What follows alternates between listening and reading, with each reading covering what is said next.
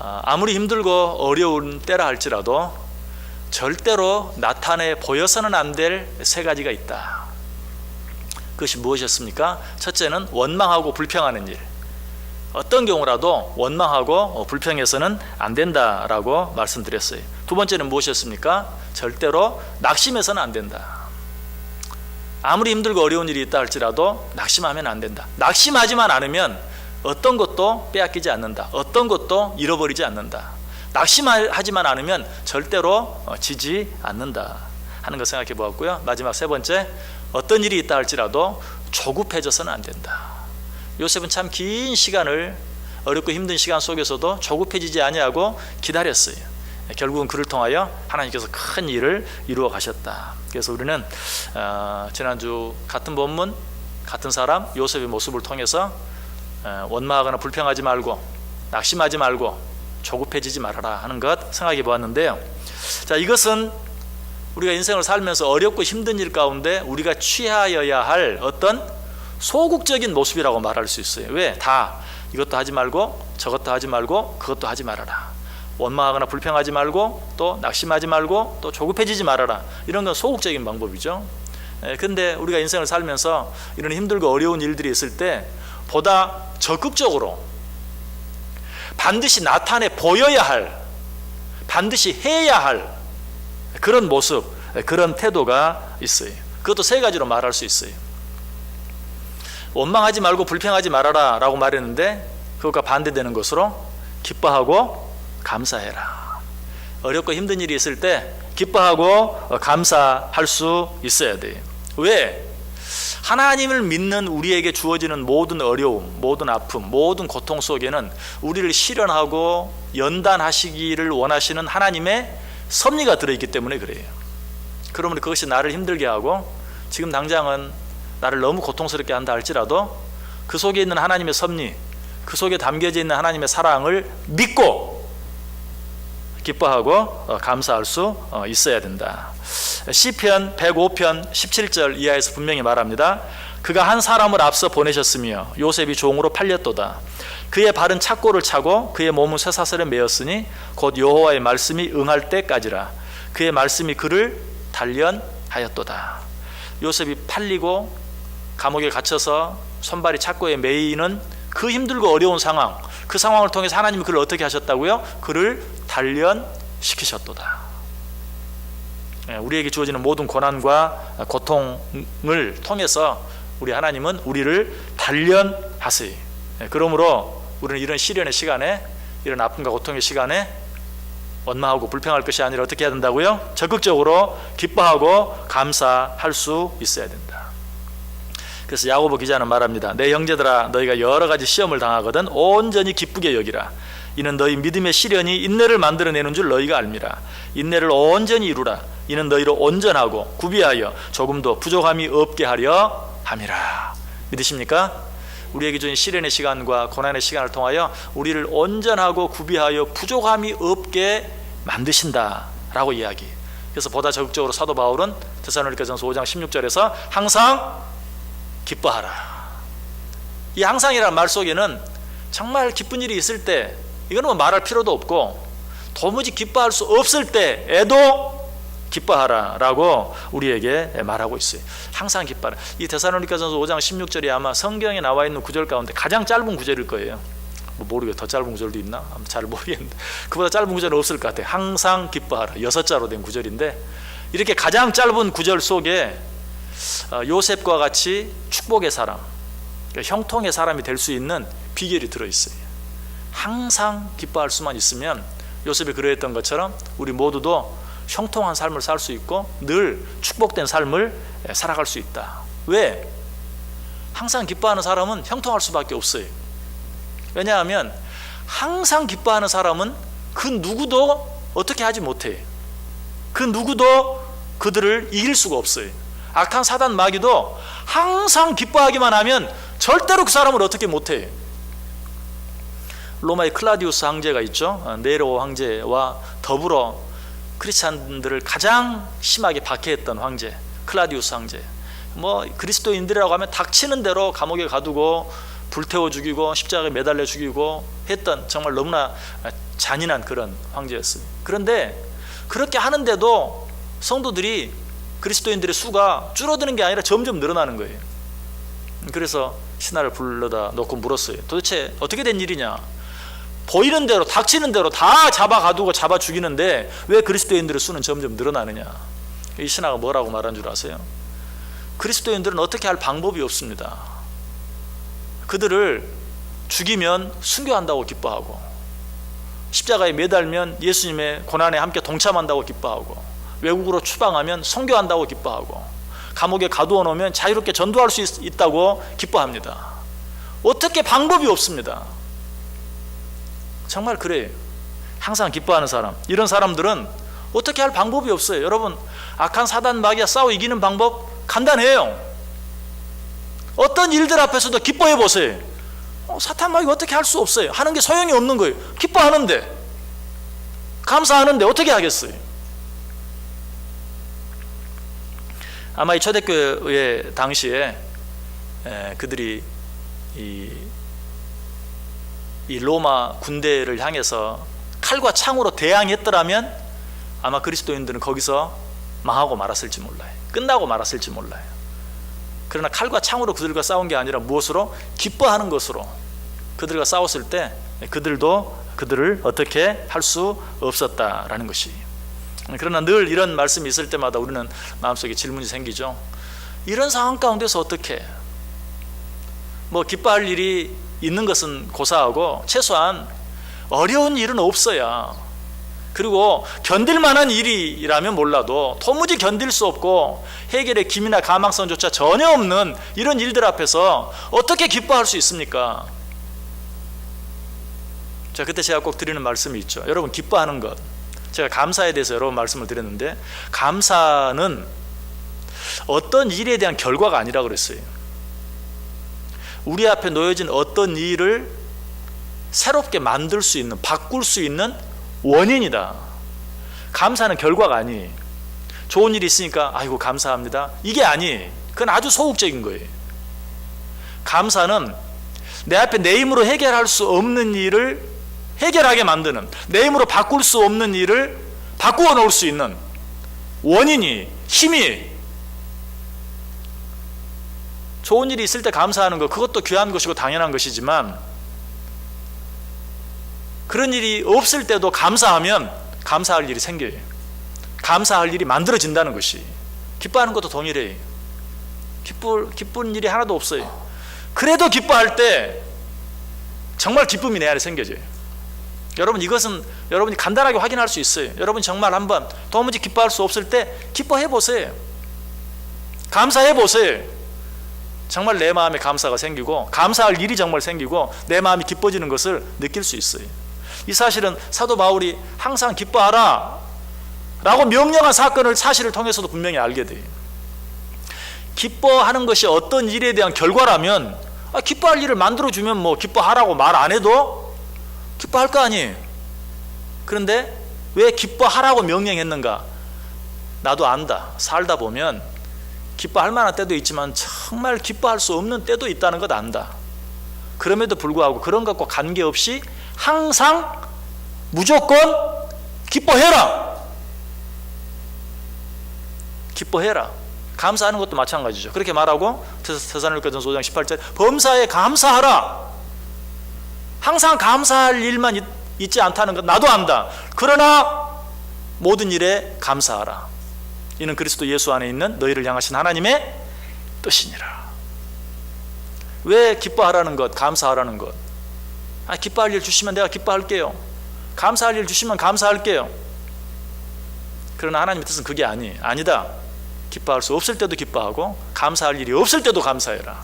그리하면 내 삶이 정말 기뻐지고 내 삶 속에 정말 감사가 넘쳐나게 될 것이다. 여러분, 날씨가 추우면 어떠냐? 날씨가 많이 추워지는데, 날씨가 추우면 몸이 나도 모르게 움츠러들죠. 이게 당연한 거예요. 몸이 추우면 움츠러들어요. 자, 그럴 때 뭐라고 말하죠? 어깨 좀 펴. 추우면 움츠러지는 게 당연한 건데 어깨 좀 펴. 어깨를 딱 펴면 어때? 정말 추위가 순간적으로 물러가요. 춥지만 춥다고 움츠리면 움츠릴수록 더 추워지고, 그렇지만 어깨를 딱 펴고 심호흡을 한번 하면 오히려 추위가 물러가는 것처럼 기뻐하고 감사하는 것도 그래. 기뻐할 일이 없는데 어떻게? 그럴수록 더 기뻐.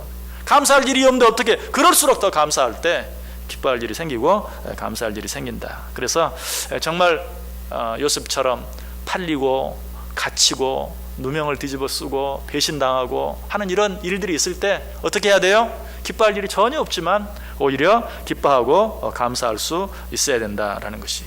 자, 하나님께서 이렇게 명령하신 것은 내가 나를 아는 것보다 하나님이 나를 더 잘 알기 때문이에요. 우리를 만드신 하나님. 자, 우리가 아까 얘기했던 것처럼 추울 때 움츠리지 말고 어깨 펴! 그러면 추위를 이길 수 있다는 것을 아는 것처럼 하나님은 우리를 만들어 놓으셔서 우리를 정말 우리의 체질을 아신다고 말하잖아요. 우리의 체질을 아신다. 기뻐할 일이 없느냐? 기뻐해봐! 그러면 기뻐질 거야. 감사할 일이 없느냐? 그래도 감사해봐! 그러면 감사가 넘쳐나게 될 거야. 아니, 실제로 감사할 일이 생길 거야. 우리를 아시는 하나님, 우리를 만드셔서 나보다 나를 더 잘 아시는 하나님이 우리에게 주시는 명령이에요. 이런 명령에는 우리가 무조건 순종할 수 있어야 돼. 사도 바울은 빌립보서 4장 4절에서 주 안에서 항상 기뻐하라. 내가 다시 말하노니 기뻐하라. 두 번이나 반복해서 말하죠. 항상 기뻐하라. 다시 말하노니 기뻐하라. 무슨 말이에요? 이것 외에는 다른 방법이 없다. 적극적으로 말하면 이렇게 하기만 하면 너희의 삶이 기쁨이 생기게 될 것이다. 정말 요즘에는 스스로 목숨을 끊는 사람들이 참 많아지는데, 어떤 사람은 물질을 잃었기 때문에, 어떤 사람은 또 뭐 권세를 잃었기 때문에, 어떤 사람은 건강을 잃었기 때문에 여러 가지 이유로 그렇게 하는 사람들이 많이 있지만 실제적으로는 그런 이유 때문이 아니다. 오히려 물질을 잃고 뭐 명예를 잃고 건강을 잃었을 때는 사실은 더 내가 어떻게 해서든지 살아서, 더 잘 살아서 정말 이런 일들을 극복하고 내 명예를 회복시키고 내가 잃어버린 걸 다시 되찾겠다 하는 그런 의욕이 오히려 생겨요. 그러나 그들이 실제로 목숨을 끊는 가장 중요한 이유는 기쁨을 잃어버렸기 때문에 그래요. 물질을 잃었기 때문이 아니라 그것 때문에 기쁨을 잃어버렸기 때문에, 명예를 잃어버렸기 때문이 아니라 그것 때문에 기쁨을 잃어버렸기 때문에, 건강을 잃었기 때문이 아니라 그것 때문에 기쁨을 잃어버렸기 때문에. 그래서 우리는 물질을 잃어버렸을 때도, 혹 명예를 잃어버렸을 때도, 혹 건강을 잃어버렸을 때도 무엇을 잃지 않기 위해서, 기쁨을 잃지 않기 위해서 애를 써야 돼요. 여러분, 이걸 당연하게 생각해. 물질이 없어지면 기쁨도 사라지고, 건강이 없어지면 기쁨도 사라지고, 명예가 없어지면 기쁨도 이걸 당연하게 생각하면 안 돼요. 그럴 때일수록 더 무엇을 잃지 않도록, 기쁨을 잃지 않도록 애쓸 수 있어야 돼요. 우리는 사실 물질을 잃지 않기 위해서, 명예를 잃지 않기 위해서, 건강을 잃지 않기 위해서 얼마나 애쓰며 사는지 몰라요. 얼마나 정말 고군분투하며 사는지 몰라요.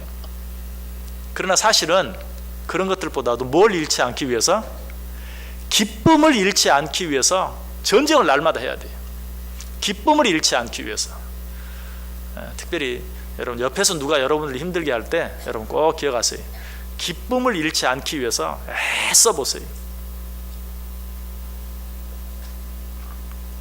하루에도 몇 번씩 분노할 일이 생기고 또 원망할 일이 생기고 또 미워할 일들이 생깁니다. 그러나 그런 일들 때문에 기쁨을 빼앗기지 않도록 우리는 늘 애를 써야 된다. 기쁨을 빼앗기지 않고 살아가는 것, 이것이 능력입니다. 여러분, 뭐 누구와 물리적으로 싸워서 이기는 것, 누구보다 뭐 더 능력이 많아서 뭐 돈을 더 잘 버는 것, 더 높은 지위에 올라가는 것, 이게 능력이 아니고 기쁨을 빼앗기지 않는, 이게 능력이고 이게 참 경건이에요. 경건하게 산다는 게 뭘까? 여러 가지로 말할 수 있겠지만 기쁨을 빼앗기지 않는 것, 이것이 능력이고 이것이 참 경건이다. 감사도 마찬가지. 어떤 일들 앞에서도 감사를 빼앗기지 않는, 감사를 잃어버리지 않는, 감사를 놓치지 않는, 그것이 능력이고 그것이 경건이에요. 우리 이번 주일 추수감사주일로 지키는데 여러분 혹시 올해는 정말 감사할 일이 없어요, 그렇게 생각하는 분 계십니까? 아니, 그럼에도 불구하고 감사해 보세요. 범사에 감사하라. 항상 기뻐하라. 항상 기뻐하라는 말처럼 범사, 감사할 일이 전혀 없는 상황 속에서도 감사하라. 이는 그리스도 예수 안에서 너희를 향하신 하나님의 뜻이니라. 하나님의 뜻은 항상 우리에게 유익이 돼요. 하나님 뜻은 절대로 손해가 되지 않아요. 그러므로 먼저 하나님 앞에 감사해 보세요. 하나님께서 우리의 삶 속에 정말 감사할 수밖에 없는 일들을 더 풍성하게 허락해 주신다라는 것이, 감사할 수 있을 때, 감사할 만한 일이 있을 때 감사하는 것도 귀하지만, 열문둥이 생각해 보세요. 문둥병을 치료받았으니까 그 중에 한 사람이 가서 감사하는 것, 그거 정말 귀해. 왜? 나머지 9사람은 감사할 일이 있는데도 감사를 안 해. 그러니까 감사할 일이 있을 때 감사하는 것도 참 귀한 것이, 하나님이 그 한 사람을 축복했어요. 주님이 그 한 사람을 축복했어요. 나머지 9은 어디 있느냐 하면서. 그런데 그보다 더 귀한 감사는 뭡니까? 감사할 일이 없는데도 하나님 앞에 감사할 수 있다면, 감사할 일 가지고 감사하는데도 하나님이 그렇게 기뻐하셨다면, 감사할 일이 없는데도 감사할 때 하나님이 얼마나 더 기뻐하시고 하나님이 얼마나 더 축복하시겠는가. 벌써 이제 한 해가 정말 다 가죠. 혹시 한 해 10달 지나가면서 올 한 해도 정말 내가 잘 못 살았다, 뭐 여러 가지 이유 때문에, 여러 가지 모양 때문에 내가 실패했다, 혹 그런 생각이 드는 분 계십니까? 마지막 남은 이 2달, 특별히 우리는 10월 마지막 주일에 추수감사주일을 지내는데, 이 추수감사주일을 경계로 해서 1년의 삶으로 완전히 역전할 수 있는 방법, 그게 뭡니까? 하나님 앞에 진정으로 감사하면, 지금까지 설령 내가 부족하고 연약해서 제대로 살지 못했다 할지라도 내 삶이 완전히 역전되어지는, 감사는 그런 힘이 있어요. 감사가 능력이라니까요. 기쁨이 능력이에요. 여러 가지 부족하고 내 뜻대로 되지 않은 일이 많이 있다 할지라도 기뻐하고 감사할 때 우리는 이 한 해를 승리하는 그런 한 해로 만들어갈 수 있다는 사실이에요. 자, 두 번째로, 이런 어렵고 힘든 일이 있을 때 우리가 꼭 나타내 보여야 할 일, 첫 번째가 기뻐하고 감사하는 것이다. 두 번째는 무엇인가? 섬기는 것이. 힘들고 어려울 때 더욱더 열심히 섬기는, 위로는 하나님을 섬기고 아래로는 내게 붙여준 모든 사람들을 섬기는 것. 우리들의 모습을 보면 평상시에는 누군가를 잘 섬기다가도 내가 조금만 힘들고 어려운 일이 있으면 어때요? 금방 그냥 내 코가 석자인데 지금 내 발등에 불이 떨어졌는데 하면서 그런 일들을 중단해버리고 마는 그런 일들이 참 많아요. 그러나 기억하시길 바랍니다. 힘들고 어려운 일이 있을 때야말로 더 기뻐하고 더 감사해야 하는 것처럼, 섬기는 것도 힘들고 어려운 일이 있을 때야말로 더 누군가를 위해서 내가 섬겨야 할 때다라는 사실을 기억하세요. 제가 언젠가 썬다싱 이야기 드린 적이 있어요. 썬다싱 선교사가, 그가 인도의 복음을 전하기 위해서 히말라야 산맥을 겨울에 넘죠. 눈보라가 칩니다. 친구 둘과 함께 길을 가는데 가다 보니까 한 사람이 쓰러져 있어요. 자, 이 사람을 어떻게 할 것인가? 썬다싱과 같이 갔던 두 사람은 말합니다. 지금 우리도 맨몸으로도 이 산을 넘기가 힘든데 어떻게 저 사람을 우리가 데리고 갈 수 있느냐? 그냥 가자. 두 사람은 그냥 가고 말았어요. 그러나 썬다싱은 어때요? 그 사람을 들쳐 업고 가기 시작합니다. 한참 가니까 어때요? 앞에 가던 두 사람이 그 추위에 쓰러져 얼어 죽어 있어요. 그러나 썬다싱은 어때요? 몸에서 땀이 나고 있었어요. 어렵고 힘든 때일수록 더 나 아닌 다른 사람을 돌아보고 섬기는, 특별히 하나님을 더 섬기는, 내가 어렵고 힘드니까 더 하나님을 섬기고 그보다 더 어렵고 힘든 자들을 돌아보고 하는, 이것이야말로 그 어렵고 힘든 일을 이겨낼 수 있는 보다 더 적극적인 그러한 방법이다. 요셉이 그렇게 했어요. 요셉이 형들에게 팔렸어요. 보디발 집에 이제 종으로 갔어요. 보디발을 잘 섬겼어요. 얼마나 잘 섬겼든지 보디발이 그를 가정의 총무로 삼았죠. 자, 그러다가 어때요? 보디발 장군의 아내의 누명을 뒤집어 쓰고 감옥에 갇혔어요. 감옥에 갇혔어도 어때요? 정말 내가 최선을 다해서 누군가를 섬기고 사랑해도 소용이 없구나, 포기할 만한데 감옥에 가서는 또 그 죄수들을 잘 섬겼어요. 창세기 40장 4절에 보니까 친위 대장이 요셉에게 그들을 수종들게 하며 요셉이 그들을 섬겼더라라고 이야기하고 있어요. 사실 지난 2주 전에 말씀을 드렸죠. 보디발도 얼마나 얄미웠겠어요. 보디발은 틀림없이 요셉이 자기 아내를 유혹한 게 아니라 자기 아내가 요셉을 유혹했을 것이라는 것을 알았을 것이다. 그래서 성경을 통해서 확인을 했어요. 그럼에도 불구하고 자기 체면을 위해서 요셉을 감옥에 가둬버린 사람이, 그런 사람이 그 왕의 제수들 두 사람을 맡기면서 수종 들라. 여러분 같으면 어떻게 하겠어요? 물론 마지못해 할지는 몰라도 정말 마음과 뜻과 정성을 다해 섬길 그런 마음이 생기겠어요? 그러나 요셉은 그런 가운데서도 정말 의리라고는 눈꼽만큼도 없는 그런 보디발의 명령에 순종해서 그들을 잘 섬겼다. 그들이 꿈을 꾸었을 때 그 꿈까지도 정말 잘 해석해 주는 그러한 모습을 보게 돼요. 이것이 결국은 요셉을 누구 앞에? 바로 앞에 서게 만들고 애굽의 총리가 되어지는 발판이 되어지는 것을 보게 되죠. 그러므로 어렵고 힘든 일들이 있을 때 우리는 더욱더 잘 섬길 수 있어야 한다. 한 가지 더, 어렵고 힘든 일이 있을 때 우리 하나님을 믿는 우리들이 꼭 나타내 보여야 될 또 한 가지 태도가 어떤 일인가? 그 일에 대해서 긍정적인 반응을 보일 수 있어야 돼요. 우리가 어떤 일에 보일 수 있는 반응에는 부정적인 반응과 긍정적인 반응이 있어요. 여러분 스스로 이 시간 한번 판단해 보시길 바랍니다. 나는 내 앞에 어떤 일이 있을 때 부정적인 생각, 부정적인 판단이 앞서는가, 아니면 긍정적인 생각, 긍정적인 반응이 앞서는가? 한번 생각해 보세요. 하나님을 믿는 자들은 모든 일에 긍정적인 반응을 해야 돼요. 이것은 기뻐해야 하고 감사해야 하고 섬겨야 하고 하는 것과도 일맥상통하는 그런 것이, 세상적으로 말하면 긍정적인 반응이고 신앙적으로 말하면 믿음의 반응. 내 앞에 어떤 일이 일어났든지, 내가 정말 원치 않는 어떤 일이 일어났다 할지라도, 내가 그런 상황 가운데 있다 할지라도 우리는 믿음을 가졌기 때문에 믿음이 있는 사람처럼 반응을 해야 돼요. 그런데 정말 어떻게 보면 믿음이 있는지 없는지 알 수가 없는, 믿음이 있다고 하면서 없는 사람과 똑같은, 어렵고 힘든 일이 있으면 하나님을 알지 못하는 사람들이 보이는 것과 똑같은 그런 반응을 보이고 그런 말을 하고 그런 생각을 하고 그런 행동을 하는 사람들이 너무나 많아요. 믿음의 사람들은 믿음의 반응을 보일 수 있어야 돼요. 사람들에게 일어나는 일은요 다 비슷해요. 여러분들 나이가 들어가면서 느끼지 않습니까? 서로 만나서 얘기하면 어때요? 다 그 일이 그 일이고 그 일이 그 일이에요. 다 비슷비슷해요. 그런데 무엇이 우리의 삶을 다르게 만드는가?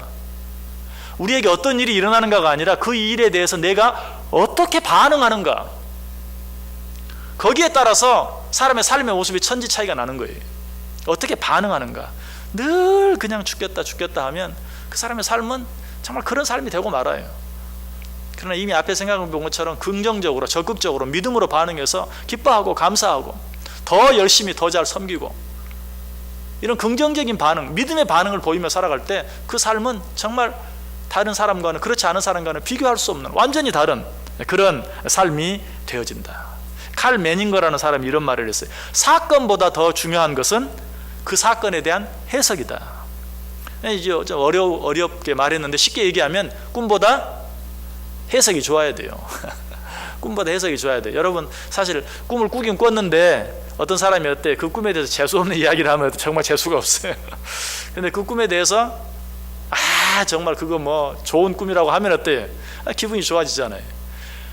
꿈은 똑같은 꿈인데도 어떻게 해석하냐에 따라 틀려지는 것처럼 실제로 우리 앞에 일어난 일은 다 거기 비슷비슷하지만 그 일에 대해서 어떻게 해석하느냐, 내가 어떻게 받아들이느냐, 믿음으로 반응하느냐 그렇지 않느냐에 따라서 내 삶 자체가 완전히 달라져요. 현재의 일만 달라지는 게 아니라 앞으로의 일도 달라져요. 더 놀라운 것은 현재의 일과 앞으로의 일만 달라지는 것이 아니라 이미 지나가 버린 일도 달라져요. 이게 무슨 말인가? 사실 정신병, 여러 가지 우울증 이런 것들로 고생하는 사람들 보면요, 현재의 일이나 미래의 일보다도 과거의 어떤 일에 사로잡혀서 힘들어하고 고통스러워하는 경우가 참 많아요. 그래서 정신의학자들이 이 정신병 가지고 있는 사람들, 우울증 가지고 있는 사람 상담하는 것은 그 사람이 매여 있는 어떤 과거의 어떤 일, 그 일을 찾아내서 그 문제를 해결해 주는 것, 이것이 가장 중요한 일이에요. 그런데 내가 어떤 일이든지 매사에 긍정적인 반응을 하고 믿음의 반응을 하면 현재의 일은 물론이요, 앞으로 되어질 미래의 일은 물론이요, 이미 지나가 버린 과거의 일까지도 좋은 일로 바뀌어져요. 그래서 그런 모든 일로부터 벗어나서 진정으로 자유롭고 기쁜 삶을 살아갈 수 있다라는 것이, 여러분에게 어떤 일이 있을 때 여러분들 어떻게 반응하십니까? 긍정적인 반응을 해야 돼요. 요셉이 이 긍정적인 반응에 있어서 성경에 나오는 어떤 사람보다도 가장 모범적인 사람이에요. 우리 너무나 잘 알지만 성경 한번 찾아보겠습니다. 창세기 45장 5절 보세요. 창세기 45장 5절. 창세기 45장 5절. 우리 한 목소리를 읽습니다. 당신들이 나를 이곳에 팔았다고 해서 근심하지 마소서, 한탄하지 마소서. 하나님이 생명을 구원하시려고 나를 당신들보다 먼저 보내셨나이다. 자기가 팔렸어요. 형들의 미움을 받아가지고 그것도 구덩이에 던져져서 죽을 뻔하다가 간신히 거기서 꺼내임을 당해서 애굽 상고에게, 미디안 상고에게 팔렸어요. 얼마나 비참한 일입니까? 그런데 요셉은 그 일을 어떻게 해석합니까? 하나님이 나를 먼저 보내셨다. 우리 가정을 위하여, 우리 나라 민족을 위하여 나를 먼저 보내셨다. 사건은 똑같아요. 여러분 같으면 뭐 이때 어떻게 반응하겠어요? 당신들 어떻게 그럴 수가 있어? 가장 어린 막내 동생을 어떻게 팔아넘길 수가 있어? 뭐 별의별 말을 다 할 수 있겠죠. 그러나 근심하지 마소서, 한탄하지 마소서. 나를 이곳에 보낸 이는 당신들이 아니고 하나님이십니다. 하나님이 나를 이곳에 먼저 보내셨습니다. 얼마나 긍정적입니까? 얼마나 믿음의 반응입니까? 자, 계속해서 7절, 8절. 7절, 8절. 자, 시작. 하나님이 큰 구원으로 당신들의 생명을 보존하고 당신들의 후손을 세상에 두시려고 나를 당신들보다 먼저 보내셨나니 그런즉 나를 이르러 보내니는 당신들이 아니요 하나님이시라. 하나님이 나를 바로에게 아버지로 삼으시고 그 온 집의 주로 삼으시며 애굽 온 땅의 통치자로 삼으셨나이다. 아멘. 얼마나 멋집니까? 이런 반응을 보일 수 있어야 돼요. 한 구절만 더 찾아볼까요? 창세기 50장 20절. 창세기 50장 20절. 50장 20절. 자, 같이 읽습니다. 당신들은 나를 해하려 하였으나 하나님은 그것을 선으로 바꾸사 오늘과 같이 만민의 생명을 구원하게 하시려 하셨나니. 아멘. 여러분, 누가 여러분을 막 괴롭게 합니까? 해코지 합니까? 힘들게 합니까? 당신들은 나를 해하려 하였으나 하나님은 그것을 선으로 바꾸사 오늘과 같이 만민의 생명을 구원하게 하셨다. 여러분, 이 말씀을 기억하시길 바랍니다. 여러분에게 어떤 일이 있든지 여러분이 그 일에 대해서 긍정적인 반응만 보일 수 있다면, 믿음의 반응만 보일 수 있다면 그것이 여러분에게 축복이 되어져요. 그것이 여러분의 삶을 형통의 삶으로 만들어 간다는 것이, 하나님은 되어지는 모든 일에 대해서 긍정적인 반응을 보이고 믿음의 반응을 보이는 사람들을 결코 모르는 채 하지 않아요. 우리 앞에 어떤 일이 있든지 내가 긍정적인 반응을 보이고 믿음의 반응을 보일 때 하나님은 우리에게 어떻게 반응하시는가. 자, 오늘 본문 끝절 창세기 39장 23절. 창세기 39장 23절 끝부분 보시면 뭐라고 되어 있습니까? 여호와께서 그를 범사에 형통하게 하셨더라. 범사에 긍정적인 반응을 보이는 사람, 하나님께서도 범사에 형통하게 하세요. 범사에 믿음의 반응을 보이는 사람, 하나님께서는 그런 자들을 범사에 형통하게 하세요. 범사에 기뻐하고 범사에 감사하는 자들, 하나님께서 그런 자들을 형통하게 하세요. 범사에 어떤 일이 있다 할지라도 하나님께서 내게 붙여준 모든 자들을 그리스도 예수의 마음으로 사랑하고 섬기는 자들, 하나님께서는 그런 자들을 범사에 형통하게 하세요. 오늘 요셉을 통해서 우리에게 가르쳐주는 세 가지 태도 꼭 기억하시길 바랍니다. 우리에게 일어나는 일은 다 거기서 거기에요. 다 비슷해요. 나만 힘들고 어려운 일 당하는 거 아니에요. 정말 아무 일 없을 것 같은 사람도 나보다 더 힘들고 어려운 일들 가운데 있는 사람 정말 많아요. 중요한 것은 그런 게 아니에요. 지금 나에게 어떤 일이 있는가? 그거 별로 중요하지 않아요. 중요한 건 뭐라고요? 내가 그 일에 어떻게 반응하는가. 기뻐하고 감사하실 수 있기를 바랍니다. 더 열심히 섬기실 수 있기를 바랍니다. 매사에 긍정적인 반응, 믿음의 반응을 보이시기 바랍니다. 그렇게 할 때 하나님께서 저와 여러분을 형통케 해 주실 것입니다. 우리 찬송 한 장 할까요?